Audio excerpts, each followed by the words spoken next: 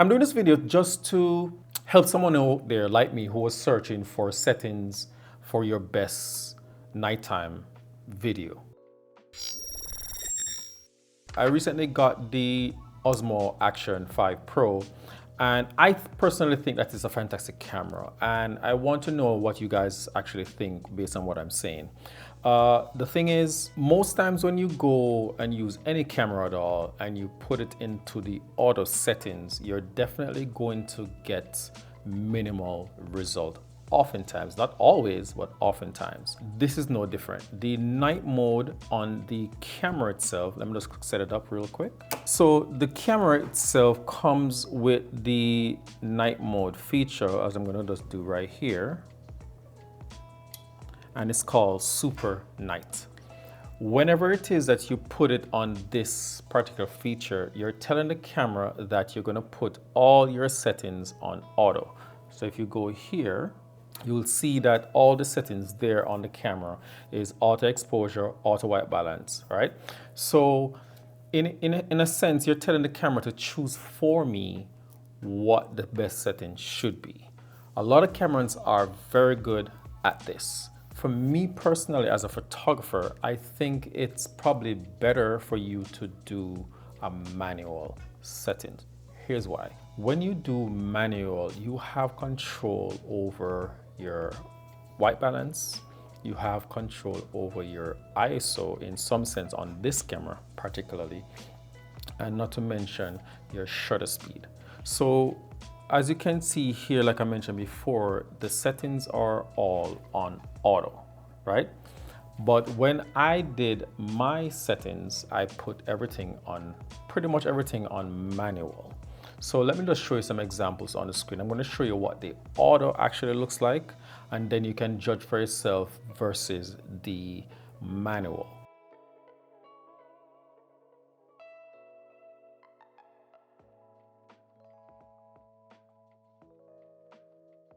Because for me is I like to preserve certain details in my videos, whether it's video or photo, especially when it comes on to the highlights. And I tend to see that when I put it into this mode, which is a super night mode, I tend to see that it blows a lot of the highlights out. And I personally don't like that because I know that it's actually compensating for the low light that is happening in the overall scene, because what it's trying to do is to make everything kind of work together, and in a sense it kind of can't. And that is where I think personally the best feature on this camera is having the D-Log-M in 10-bit. Hear me out.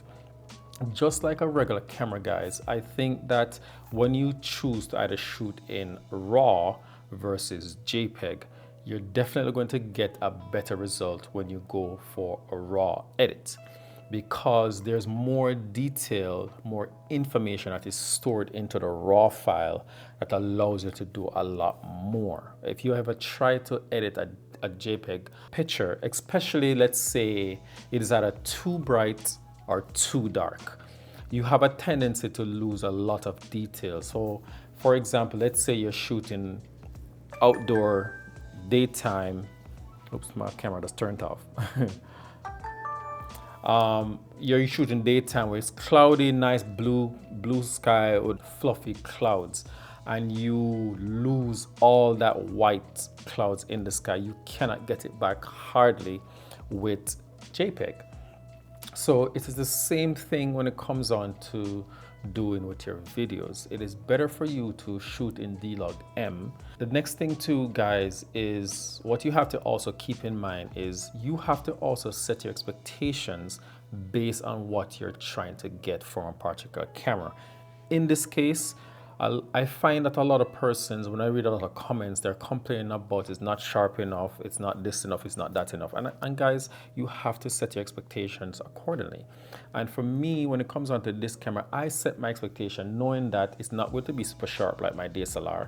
It's not going to be super, vibrant. It might be vibrant, but not in the way I see it on my DSLR. You know what I'm saying? So for me, I tend to set my expectation, like I mentioned before, to know that, hey, it's not going to be as good as my camera, but for what I need it for, which is what I bought this for, is I bought it to get BTS shots.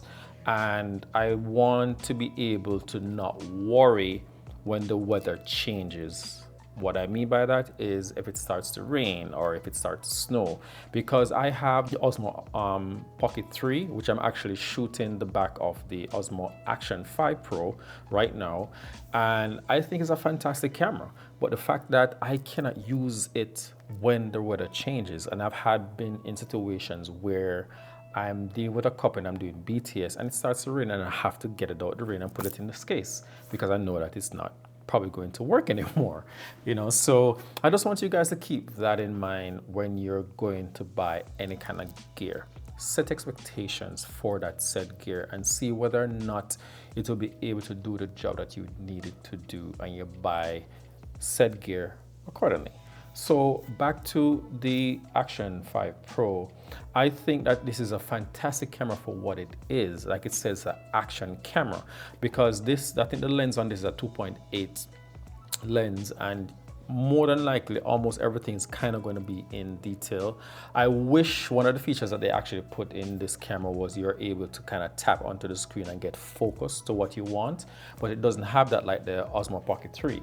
But beyond that, I think it's a fantastic camera, especially when it comes down to daytime. You have really good light in terms of your highlights, midtones, and shadows. You're going to get a fantastic result if you manage your settings yourself. I think it's better for you, even during the daytime, that you use the manual, which is the Pro mode on the camera, and you will definitely get the best results you can ever expect from this tiny little camera.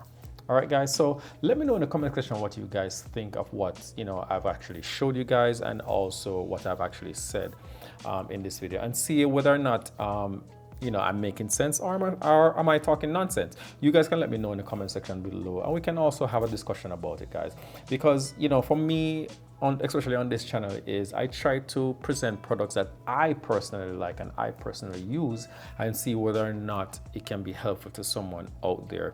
Whether it is I'm talking about camera gear, or I'm doing stuff inside DaVinci, the DaVinci video editing software, I'm showing stuff that I've learned to kind of pass it on to you, because that's one of the main reasons why I actually came onto YouTube. And for me, when I used to just scroll YouTube, it's for me to learn something new, and if I can pass it on to someone else and they learn from me and they can pass it on to someone else, I think it's a win-win situation. So that is the purpose of my channel here, guys, if anybody was wondering. But yeah, so hopefully this bit of information about the Action 5 has been helpful to someone out there. I'm definitely going to be doing a little bit more on this camera, because I think it's a really good camera. I'm going to do another longer video than this, and hopefully you guys are interested in something like that. And guys, if you guys like this video, smash that like button, guys. And if you guys are new to the channel, subscribe for more, and check this video over here that you might like, that I kind of explain how to edit the D-Log-M. And I catch you guys in the next one. Peace.